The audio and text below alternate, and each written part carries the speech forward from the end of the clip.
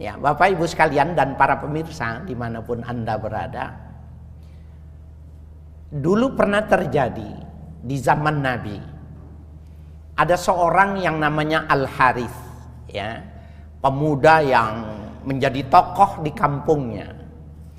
Kemudian dia berkenalan sama Nabi, simpatik dengan Nabi, kemudian dia mau mengikut Nabi. Singkat cerita dia masuk Islam. Kemudian karena dia sudah masuk Islam, maka disampaikan kewajibannya untuk sholat, bayar zakat. Gitu. Disepakati.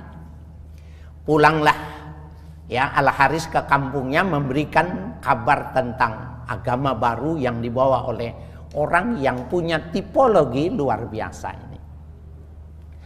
Nah, pada masanya, pada waktunya, maka dia wajib mengumpulkan zakat.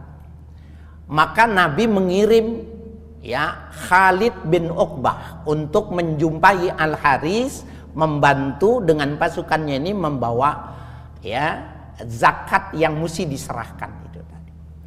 Tetapi si Khalid bin Uqbah ini penakut, badan gede ya tapi hati kecil. Ya.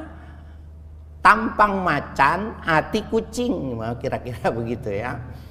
Di tengah jalan dulu kan nggak seperti ini Pak, padang pasir. Kalau dia bawa duit, bagaimana ada penyamun, resikonya mati. Maka karena dia takut, dia buat cerita kepada Nabi bahwa Al-Harith tidak mau membayar zakat. Dan Al-Harith bahkan mengancam kami ini semua sehingga kami pulang. Maksudnya supaya urusannya selesai gitu. Kemudian Nabi mengirim satu perwakilan yang lain ya untuk mendatangi Al-Harith ini. Ternyata ketemu di jalan. Ketika dia ditemu jalan, si Harith ini sedang membawa zakat yang mestinya memang mengeluarkan itu. Jadi terbukalah kasus Khalid bin Uqbah ini, yang karena dia takut maka dia membuat rekayasa. Berita hoax disebarkan, tujuannya supaya tidak kena beban gitu. Subhanallah, Bapak Ibu sekalian dan para pemirsa, maka turunlah ayat. Ya ayyuhalladzina amanu in ja'akum fasikun fatabayyanu. Hai orang-orang yang beriman, Nabi diingatkan. Bila datang orang yang fasik, jadi dia muslim, apalagi non muslim. In ja'akum fasikun, bila datang orang yang fasik. Fasik itu tahu agama, mengerti aturan, tapi dia melanggar, itu fasik. Fatabayyanu, maka kau mesti teliti. Harus lakukan uji materi dan terhadap apa yang dia terima, klarifikasi terhadap yang dia sampaikan. Nggak boleh langsung ditelan. Antus bihu kauman bijahalah, kau bisa menghancurkan satu kaum dari lantaran ketidaktahuanmu.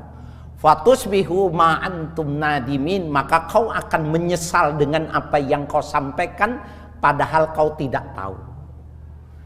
Jelas banget ini kalau berbicara tentang media Islam. Jangan like, jangan repost, jangan subscribe dan lain sebagainya ketika dia tidak memiliki dua hal.